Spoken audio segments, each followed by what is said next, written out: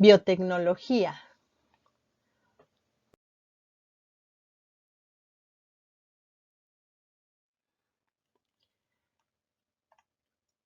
El conocimiento de la genética ha tenido un avance vertiginoso en los últimos 20 años. Hemos pasado de la observación a la manipulación, de los conocimientos básicos a los aplicados. Y la ingeniería genética se ha convertido en un negocio muy atractivo para los inversionistas. Actualmente se elaboran nuevos productos para la detección y tratamiento de enfermedades, plantas y animales modificados genéticamente. Ingeniería genética es el conjunto de métodos y técnicas que se emplean para procesar, estudiar y modificar el ADN de los seres vivos, llamada también tecnología del DNA recombinante y sus aplicaciones en distintos campos.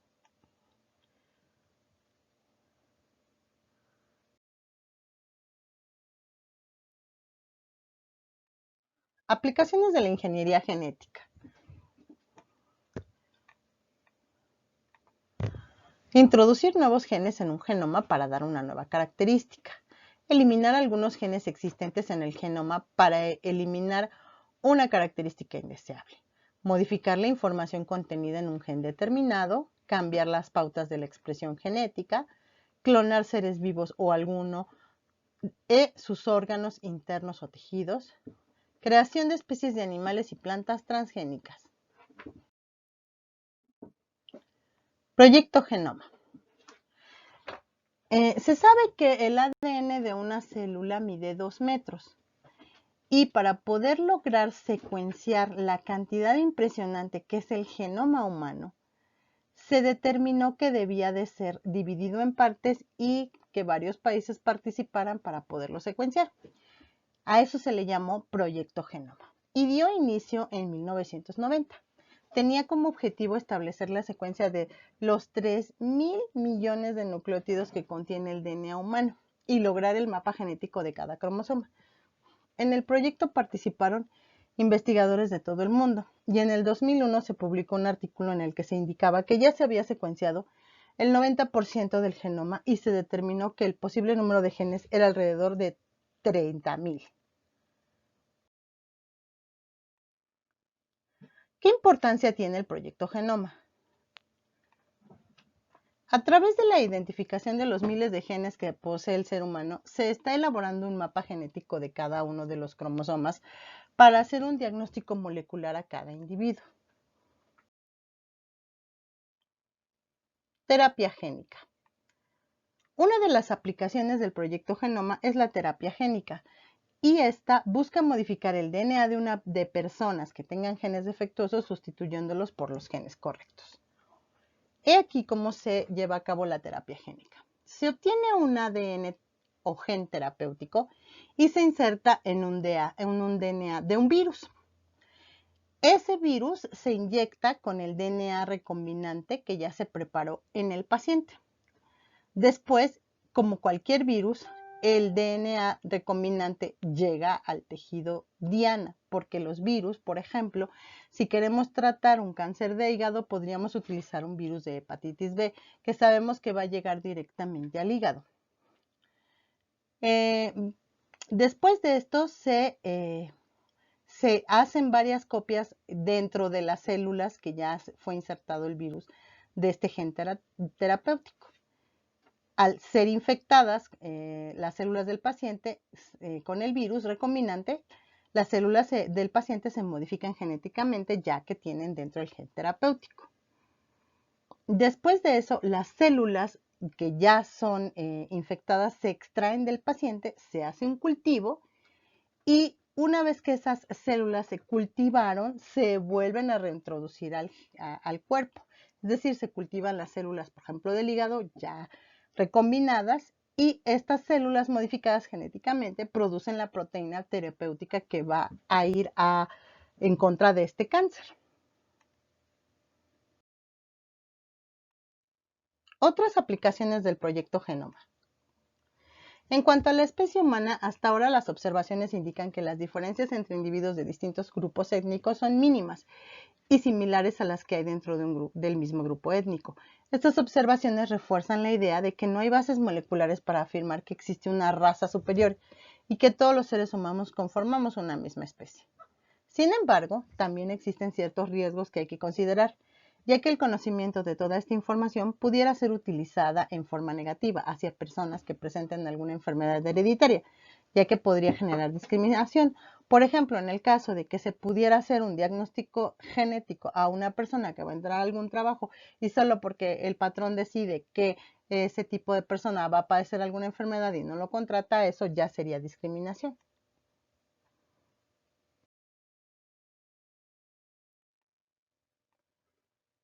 Biotecnología. Consiste en la utilización de seres vivos o sus productos para obtener o modificar otros productos o para dirigir un proceso.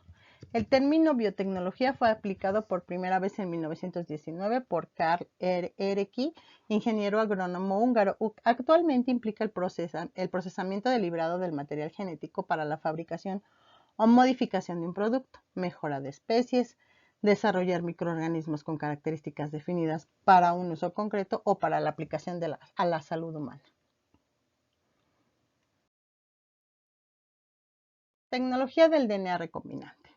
Dentro de la biotecnología se utiliza la tecnología del DNA recombinante, que es una serie de técnicas que permiten cortar, aislar, pegar, multiplicar y secuenciar fragmentos específicos del ADN de cualquier organismo.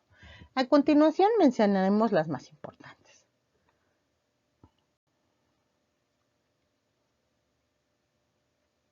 Enzimas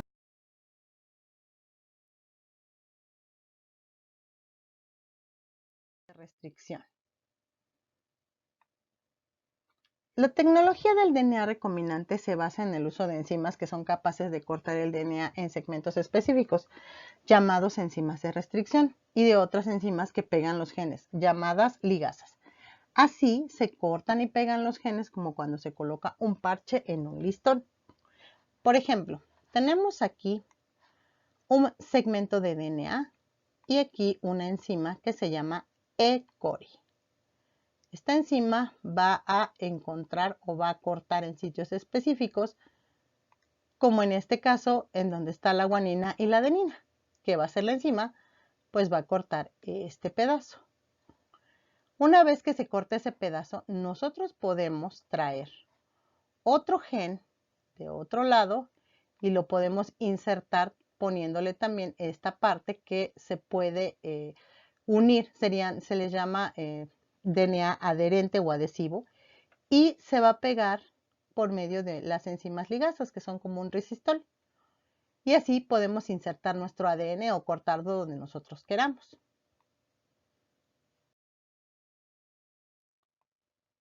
En este tipo de tecnología se requiere un medio o vector que inserte el gen deseado en la célula que se va a transformar.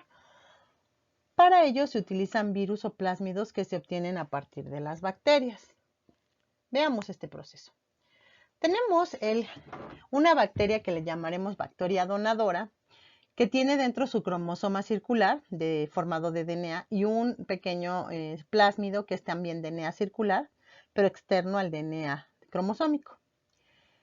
Va a localizar otra bacteria receptora o recipiente, que va a ser una bacteria que es totalmente diferente a la donadora.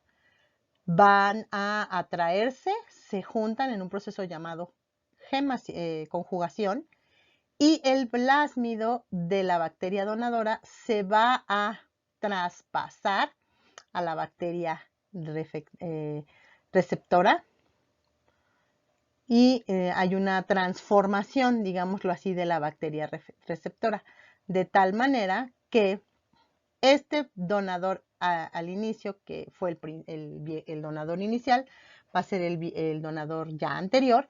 Y ahora, como ya tiene este plásmido, esta bacteria lo va a incorporar en su genoma y va a ser un nuevo donador para una posible bacteria diferente.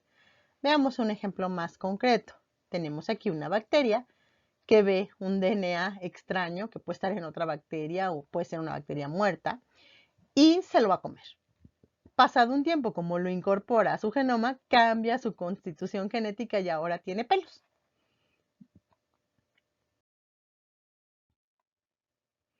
Veamos esto más detenidamente ya en ingeniería genética. Entonces, por ejemplo, nosotros tenemos un plásmido al que le queremos insertar un gen. Ese gen puede ser un gen, por ejemplo, en este caso de interferón o de la insulina humana. Entonces, lo que hacemos es que tomamos un plásmido, que son estas rueditas, y le cortamos un pequeño espacio con enzimas de restricción. Vamos a insertar ahora el gen, como vemos aquí, el gen que ya preparamos de insulina humana. Entonces, la bacteria se lo pegamos por medio de ligasas y se lo insertamos otra vez el plásmido completo a la bacteria. La bacteria va a hacer suyo este gen que ya está dentro del plásmido, este gen que ya está dentro del DNA recombinante, y la bacteria, como cree que es suyo, va a empezar a producir insulina creyendo que son sus propias proteínas.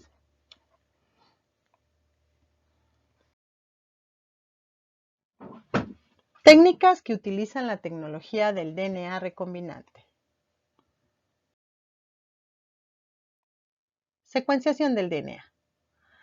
Permiten conocer la secuencia de nucleótidos del DNA, es decir, el orden en el que se encuentran las moléculas representadas por sus bases nitrogenadas, adenina, citosina, guanina y timina. Una vez secuenciados, se pueden identificar las regiones con información para la síntesis de proteínas, las regiones que regulan su expresión y deducir la secuencia de aminoácidos de la proteína a la que dan lugar. Y esto se hace pues evidentemente mediante enzimas de restricción, se sabe el tamaño de las bases nitrogenadas y se secuencian pasándolas por un gel de agarosa por medio de electroforesis. Y lo que vamos a ver es que conforme se van separando esas bases nitrogenadas, dependiendo de en qué carril caigan, por ejemplo, esta es una adenina, sabemos que esta es la primera base y es una adenina, la segunda base cayó del lado de la timina, entonces es una timina, y así sucesivamente hasta llegar al final de la secuencia del ADN. De hecho, así fue como hicieron el proyecto Genoma. Clonación del DNA. El proceso de clonación del DNA consiste en la obtención de muchas copias idénticas de dicho fragmento. Vamos a decir, por ejemplo, que tenemos este gen de insulina y lo queremos clonar muchas veces. Pues igual, utilizamos a E. coli, que es una enzima de restricción, metemos nuestro ADN que queremos que se clone o que se copie muchas veces y lo metemos en una bacteria mediante un plásmido. Recordemos que las bacterias, una vez que toman el plásmido, lo incorporan a su ADN circular y proceden a formar más bacterias mediante el ciclo celular y la mitosis. ¿Cómo hacen esto? Bueno, recordemos que en el ciclo celular, en la fase S del ciclo celular, se clona el material genético. Entonces, lo mismo va a hacer la bacteria, va a sintetizar o duplicar el material genético. Entonces, esa es la manera más sencilla de clonar solamente un segmento de ADN que queremos, un gen que queremos tener muchas veces.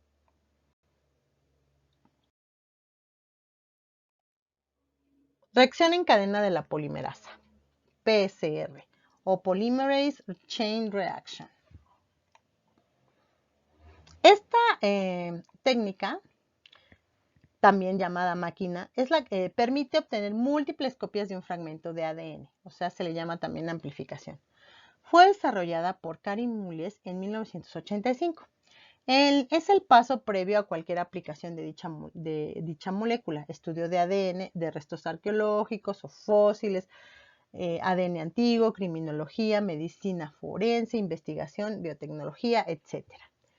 ¿Y por qué es el paso previo? Porque, por ejemplo, nosotros podemos obtener un cachito muy pequeñito de DNA, muy pequeñito, y necesitamos más para poderle hacer algunos estudios. Entonces, lo que se hace es amplificarlo, hacer muchas copias de ese segmento de ADN. Entonces, lo que hacemos es hacer muchas copias de ese segmento para tener un ADN mucho más grande o más amplificado y poder hacerle cualquier otra técnica. ¿En qué consiste esta técnica? Bueno, tenemos aquí una enzima que se llama polimerasa y lo que hace esta enzima es que cada vez que nosotros le ponemos DNA y nucleótidos para pegar, la enzima inmediatamente empezará a pegar nucleótidos. Por eso se llama reacción en cadena, porque una vez que lo empiece a hacer, ya no hay nada que la detenga.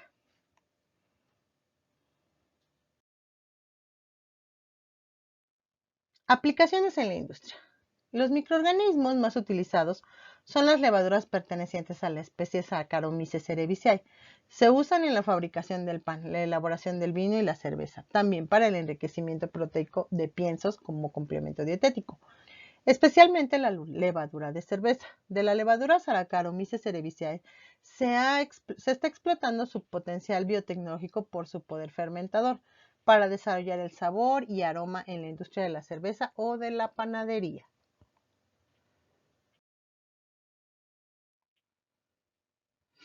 Producción de enzimas para detergentes, lipasas y proteasas. Hoy en día, las enzimas forman parte de los procesos industriales y de las actividades domésticas. Por ejemplo, al lavar la ropa, las enzimas son las que hacen el trabajo sucio de sacar las manchas. Efectivamente, el detergente en polvo tiene enzimas que remueven selectivamente las manchas de aceite, proteínas o almidones de la ropa. Las enzimas son biocatalizadores, proteínas que aceleran los procesos de degradación, transformación o fabricación de sustancias.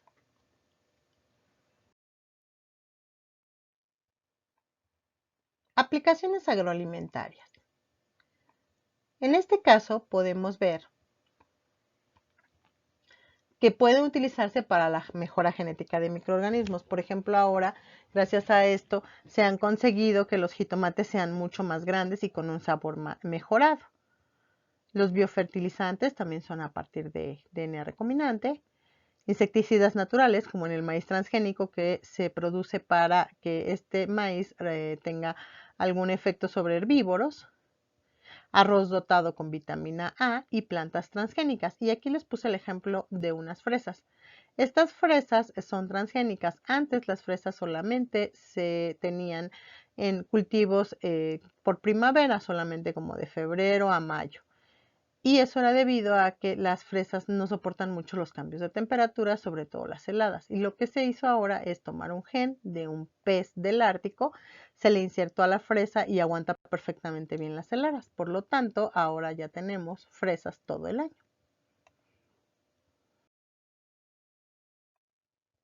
Aplicaciones al medio ambiente. Se utilizan también para hacer bioremediación, por ejemplo, cuando cae un derrame de petróleo al mar, biodegradación de productos plásticos biodegradables, biocombustibles como biogás y biodiesel, o eliminación de residuos humanos o depuración de aguas. Aplicaciones en la salud. Terapia génica, que ya vimos cómo es, sobre todo en tratamiento contra el cáncer, aunque desgraciadamente aún esta terapia está en pañales debido a que no siempre hemos podido lograr que el virus responda como esperamos. Obtención de proteínas de mamíferos, como insulina, como ya vimos, organismos transgénicos a los que se les puede insertar un gen para que produzcan hormona del crecimiento, para diagnósticos clínicos, como habíamos comentado antes. Obtención de órganos, por ejemplo, los cerdos transgénicos a los que se les pone un gen para que produzcan algún órgano como corazón, hígado, páncreas de humano y se puedan obtener de ahí y se puedan hacer trasplantes. O ratones knockouts. Los ratones knockout son ratones a los que se les quita un gen para ver qué ocurre. Y por ejemplo, el caso clásico de un ratón knockout son los ratones blancos de laboratorio. En realidad eran ratones silvestres o ratas de alcantarilla y se les quitó el gen del color del pelo. Por eso los ratones son blancos, pero son lo mismo, solo que les falta ese gen. Obtención de vacunas, como de la hepatitis B y la del COVID-19. Producción de hemoglobina humana en cerdos. Producción de anticoagulante en leche, como en las cabras transgénicas, que en la leche pueden empezar a producir anticoagulante gracias a un gen que se les inserta.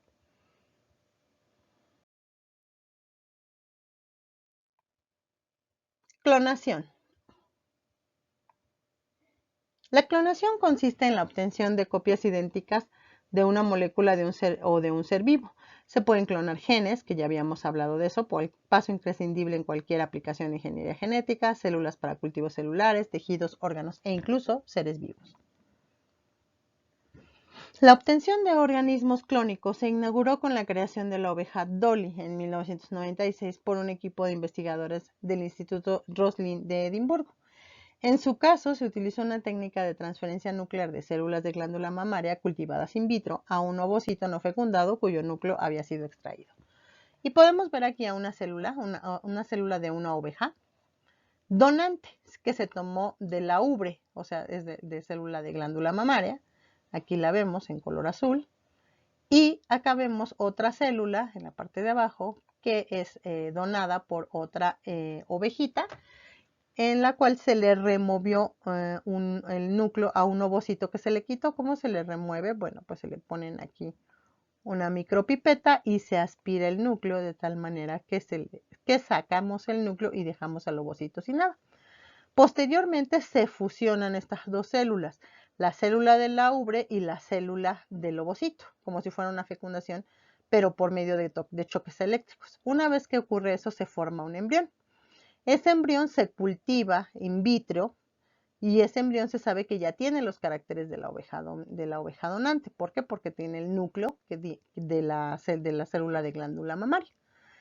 Una vez que ya se consiguió que se creciera el embrión in vitro, se coloca en el útero de la oveja receptora, que es esta que vemos aquí.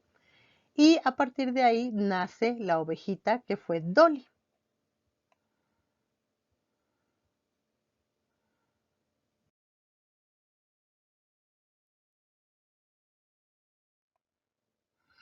Identificación de personas por huella genética. Hace algunos años se desarrolló una prueba genética para identificar a una persona a través de una muestra de DNA de cualquier célula, ya sea de un cabello, de sangre, saliva, esperma, etc.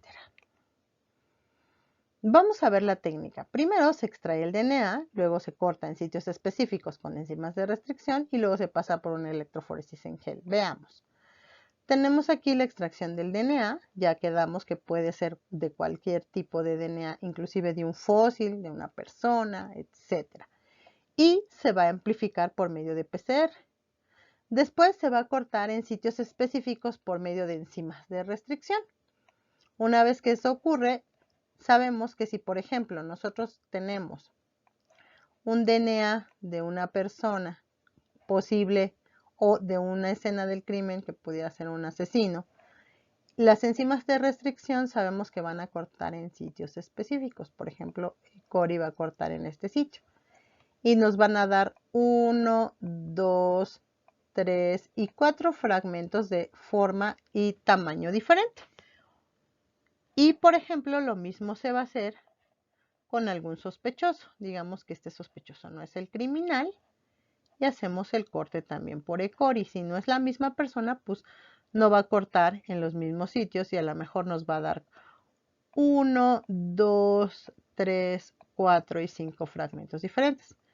Entonces, para poder hacer la comparación, se corren estos fragmentos en una cámara de electroforesis donde se pone, por ejemplo, aquí el gel, los cortes del posible del asesino, y en estos en estos tres, los de los posibles sospechosos. ¿Qué va a ocurrir? Bueno, pues una vez que ya ocurrió todo esto, se procesa esto con medio de energía eléctrica.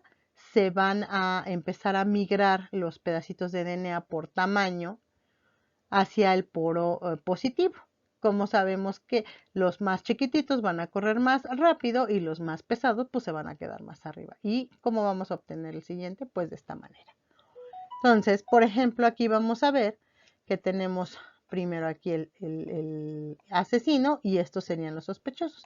En este caso, el sospechoso 1 no se parece al asesino, el 2, el 3, el 4 y el 5. Aquí no tenemos un concluyente.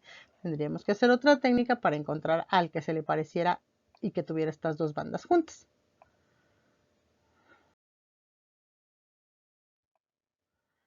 Bioética.